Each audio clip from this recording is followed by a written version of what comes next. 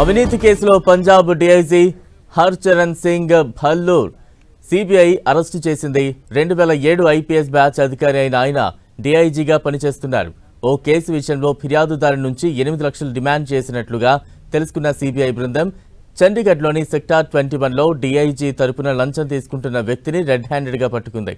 అనంతరం డీఐజీని అదుపులోకి తీసుకుని చండీగఢ్, పంజాబ్లోని అతని నివాసాల్లో సోదాలు చేపట్టింది.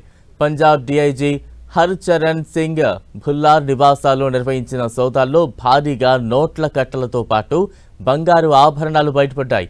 5 కోట్లకు పైగా నగదుతో పాటు కిలోన్నర బంగారు ఆభరణాలు, స్థిరాస్తులకు సంబంధించిన పత్రాలు, మెర్సిడెస్ ఆడి వంటి ఖరీదైన 2 కార్లు స్వాధీనం చేసుకున్నారు.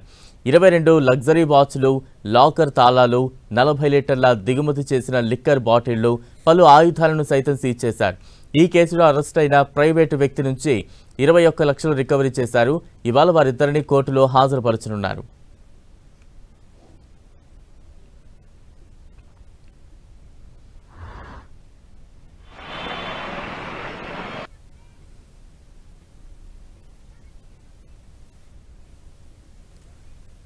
పంజాబ్ డీఐజీ హర్చరణ్ సింగ్ భుల్లార్ను సిబిఐ అధికారులు వలపన్ని పట్టుకున్నారు. కేసు విషయంలో 8 లక్షలు డిమాండ్ చేసిన అధికారికి సంబంధించి విషయం వెలుగులోకి రావడంతో అధికారి తరపు ఎవరైతే డబ్బులు వసూలు చేస్తున్నాడో అతన్ని అదుపులోకి తీసుకుని అతనితో పాటు డీఐజీ ఇంటికి ఒక్కసారిగా సిఐడి అధికారులు చేరుకున్నారు.